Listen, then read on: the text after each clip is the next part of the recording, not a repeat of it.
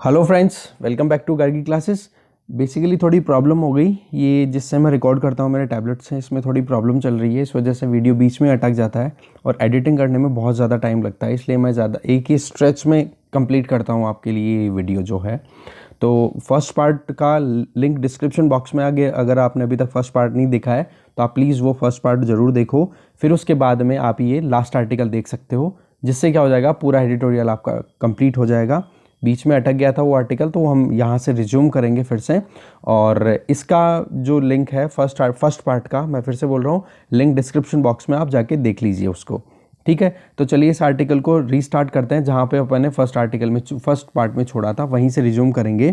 तो अभी क्या है, पार्लियामेंट में 2 बिल्स आए हुए हैं कि किसी भी तरीके से वाटर सिक्योरिटी इंश्योर की जा सके, safe and secure water supply ensure की जा सके। जल जीवन मिशन इसमें बहुत इंपॉर्टेंट है। तो फर्स्ट बिल जिसके बारे में हम बात कर रहे थे, that was water dispute amendment bill, river water dispute amendment bill 2019।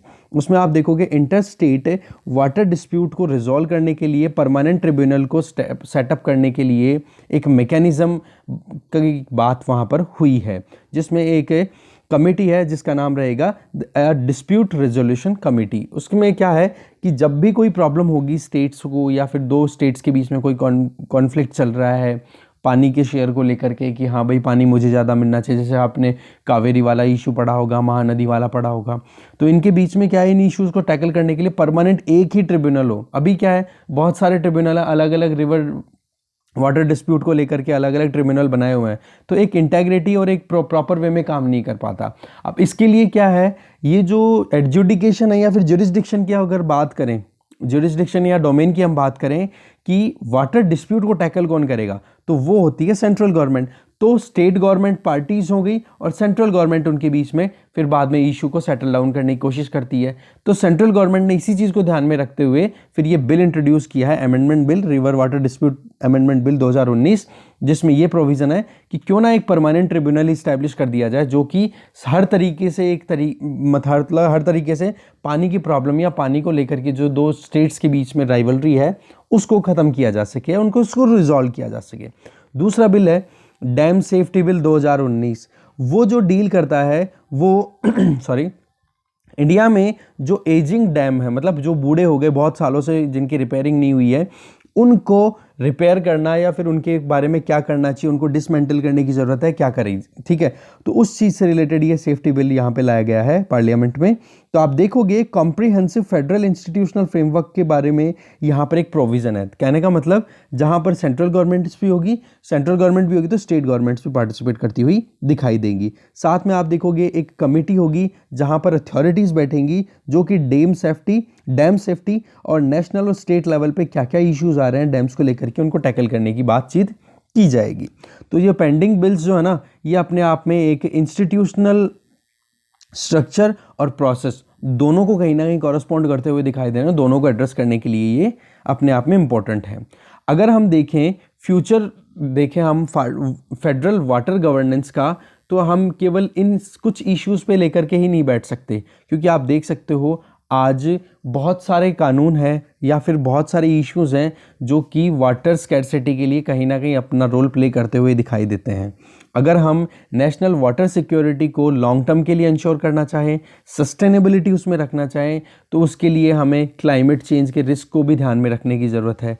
Climate change के रिस्क के अलावा अगर देखें, जो एनवायरमेंटल चैलेंजेस हैं जो लगातार बढ़ते चले जा रहे हैं, उनको भी ध्यान रखने की ज़रूरत है। और रिवर्स के वाटर में पॉल्यूशन जितना हो रहा है उस पर भी ध्यान देने की ज़रूरत है।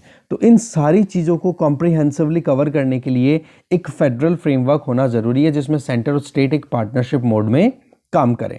अब आप देख सकते हो जितना ज़्यादा सेंटर स्टेट कोऑर्डिनेशन इस पूरे इशू में देखने को मिलेगा, उतना ही ज़्यादा हमारा जो टारगेट है कि कैसे भी करके एक एक इंडिविजुअल को, एक एक हाउस होल्ड को safe and secure water supply ensure की जा सके, वो यूनिवर्सल वाटर सप्लाई इंश्योर की जा सके, तो दोनों का साथ में आना बहुत ज़रूरी है। गंगा रिवर रिजुविनेशन प्रोग्राम की बात करें, या फिर इनलैंड नेविगेशन की हम बात करें, या फिर इंटर बेसिन ट्रांसफर्स की अगर बात की जाए, तो वहाँ पर दोनों साथ मिलके ही काम करते हैं। क्यों? क्योंकि रिवर जो है वो कौन सी टेरिटरी में जाती है, तो वहाँ पर लैंड इश्यूज़ अगर हैं या फिर वहाँ पर लोकल इश्यूज़ है, तो सेंटर का काम, वो स्टेट का काम हो गया। और जब नेशनल इश्यूज़ आ जाते हैं वहीं पे, उसी पर्टिकुलर पॉइंट पे, तो वहाँ पर सेंटर आ जाता है। तो इन दोनों का साथ में आना तो बहुत ज़्यादा ज़रूरी है। वाटर गवर्नेंस जो है स्टेट्स का एक्सक्लूसिव डोमेन है, ये हमें पता है, बट हम देखेंगे अगर यूनियन लिस्ट में एंट्री 56, तो वहाँ पर इंटर स्टेट वाटर गवर्नेंस के बारे में यूनियन गवर्नमेंट को एक हैंड दे रखा है कि हाँ आप अपना काम कर सकते हो। इसी के बेसिस पे आप देखोगे the river board act 1956 legislate किया गया था एंट्री 56 के अंडर में। कहने का मतलब वाटर जो एक्सक्लूसिवली आप देखोगे डोमेन तो है स्टेट का, स्टेट लिस्ट में आता है, बट वहाँ पर जब गवर्नेंस की बात आती है तो सेंटर का भी से अपने आप आ जाता है।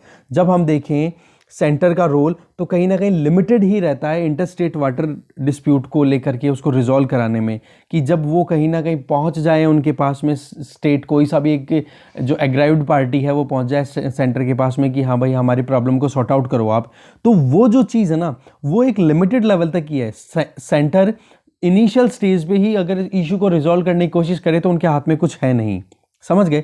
तो कहने का मतलब एक ट्रिब्यूनल अगर सेटअप होता है, स्टेट्स अपने हिसाब से थोड़ा बहुत अगर फेडरेशन का जो सेगमेंट है हमारे यहाँ पर उसको अगर थोड़ा समझे तो इससे क्या हो जाएगा, एक प्रॉपर वे में वाटर गवर्नेंस चलाई जा सकती है। ठीक है, स्टेट जो है अपने को पता है एग्जीक्यूटिव पावर उनके पास में है, वाटर से रिलेटेड हमने देखा अच्छे से स्टेट्स के डोमेन में आती है। ठीक है, बट आप देखोगे फेडरल पॉइंट ऑफ व्यू से वाटर गवर्नेंस में बहुत सारे चैलेंजेस देखे जा रहे हैं और इनको टैकल करने के लिए इंस्टीट्यूशन जो हैं वो भी इल इक्विप्ड हैं, प्रॉपर उनके पास में पावर्स नहीं है। तो अगर हमें वाकई में डेवलपमेंट है या फिर सस्टेनेबिलिटी के गोल्स को अचीव करना है तो वाटर की जो प्रॉब्लम है इसको तो हमें सॉल्व करने की प्राइम कोशिश करनी चाहिए, बहुत इंपॉर्टेंट है ये। ठीक है, तो आप देखोगे जो स्टेट ऑफ अफेयर है जिस पे बातचीत होनी चाहिए, ये जो बिल्स जिनके बारे में बातचीत कर रहे हैं, तो ये कहीं ना कहीं इन चैलेंजेस का सामना अभी भी करते हुए दिखाई दे रहे हैं। हर एक बिल जो प्रपोज किया गया है उसका एक इंस्टीट्यूशनल मैकेनिज्म होगा, एक प्रॉपर प्रोसेस के बेसिस पे काम किया जाएगा और इसमें सेंटर और स्टेट का कोऑर्डिनेशन और उनके बीच में डेलिब्रेशन ये बहुत ही इंपॉर्टेंट पिलर है इन दोनों बिल्स के लिए, या फिर जो भी बिल्स वाटर से रिलेटेड अभी आने वाले टाइम पे और आएंगे या करंटली अभी पार्लियामेंट में जो होल्ड पे हैं। ठीक है, तो डिस्प्यूट रेजोल्यूशन कमेटी स्टैब्लिश करना, डैम सेफ्टी अथॉरिटी स्टैब्लिश करना, तो आप देखोगे सेंट्रल स्टेट का एक्टिव पार्टिसिपेशन इनमें होना बहुत ज़्यादा ज़रूरी है, क्योंकि अगर फ्रेगमेंट मैकेनिज्म से चलेंगे अलग अलग तरीके से, स्टेट कुछ और चल रहे हैं, गवर्नमेंट कुछ और ही चल रही है, तो देखो यहाँ पर हमें कहीं ना कहीं फेडरल वाटर गवर्नेंस में गैप देखने को मिलेगा। और इससे तो हम ये जो हमारा प्रोजेक्ट है जल जीवन मिशन, ये ही नहीं आने वाले टाइम पे चाहे कितना ही कोई अच्छे एम्बिशियस प्रोजेक्ट हम टारगेट कर लेगी हमारी गवर्नमेंट, वो पूरे नहीं हो पाएंगे। जल जीवन मिशन में आप देखोगे लगभग 3.6 लाख करोड़ रुपए प्रपोज किए गए हैं, टोटल आउटले सेंटर और स्टेट दोनों मिलकर के करेंगे और लगभग आने वाले 5 सालों में। तो ये नरेगा जैसी स्कीम से भी ज़्यादा पैसा है ये, आप मान के चलो ये चीज़। ठीक है, तो आप देख सकते हो किस तरीके से जो इशू है उसको सीरियसली देखा जा रहा है कि वाकई में यूनिवर्सल एक्सेस होनी चाहिए safe and secure drinking water की, जिससे कि एक अच्छी लाइवलीहुड दी जा सके सिटीजन्स को। ग्लोबली अगर हम देखें जितने भी फेडरेट सिस्टम है जिनके एग्जांपल्स देखे, जैसे ऑस्ट्रेलिया का यहाँ पे एग्जांपल दे रहे हैं कि ऑस्ट्रेलिया में नेशनल वाटर वे एक्ट 2007 आया था, जिसमें वहाँ की 2 इंपॉर्टेंट रिवर मुरे और डार्लिंग, इनके बीच में क्या एग्रीमेंट होना चाहिए, वहाँ के प्रोविंसेस के साथ में मिलकर के वहाँ की गवर्नमेंट ने बहुत बढ़िया काम किया है और आप देखोगे कि कंसेंसस देखने को मिलता है वहाँ पे। तो वो चीज़ें हम कहीं ना कहीं ग्लोबली जितने भी सिस्टम चल रहे हैं ना जो फेडरेशन बेस्ड है उनसे हम सीख सकते हैं और वो चीज़ हमारे यहाँ पर अप्लाई कर सकते हैं। ठीक है, अब जल जीवन मिशन होगा तो आप देख सकते हो इसमें इन्वेस्टमेंट भी बहुत ज़्यादा आ रहा है। ठीक है, स्टेट्स का रोल बहुत ज़रूरी है, तो एक डेलिब्रेशन होना ज़रूरी है, डिस्कशन होना ज़रूरी है, क्योंकि लार्जर स्ट्रक्चरल कंटूर की अगर बात की जाए तो यहाँ पर पानी की सप्लाई अगर इंश्योर करनी है और पानी को अगर एक जुडिशियस वे में एक अकाउंटेबिलिटी भी होनी चाहिए, एक प्रॉपर एक मैकेनिज्म होना चाहिए, तो वहाँ पर फेडरल वाटर गवर्नेंस का होना बहुत ज़्यादा ज़रूरी है। ठीक है, एंगेजमेंट की पॉइंट ऑफ व्यू से देखें तो ये कहीं ना कहीं आप दोनों तरफ से दोनों पार्टीज इन्वॉल्व होंगी तो बेनिफिशियल है। ठीक है, ड्रिंकिंग वाटर सप्लाई की बात करें तो स्टेट डोमेन की हमने बात कर ली, ये सारी चीज़ें वही रिपीट हो रही हैं, कुछ नया नहीं है। मेन जो क्रक्स था मैंने आपको बातों बातों में ऑलरेडी दे दिया। ठीक है, एक बार आप रीडिंग ज़रूर मान लेना। ठीक है, वाटर रिसोर्स अपने आप में बहुत स्कैर्स रिसोर्स बनता चला जा रहा है, तो मैनेजमेंट इसका बहुत अच्छे से होना ज़रूरी है और एक मिशन गोल पर पर्सपेक्टिव से हमें कहीं ना कहीं काम करना पड़ेगा। अभी अगर जल जीवन मिशन पे भी ध्यान दे करके हम रुक जाएंगे तो वो बात ठीक नहीं होगी। हमें वाकई में सेंट्रल स्टेट्स के बीच में ऐसी पार्टनरशिप को इस्टेब्लिश करनी चाहिए जिससे कि हम जो रोबस्ट फेडरल वाटर गवर्नेंस है उसका एक इकोसिस्टम बना सकें।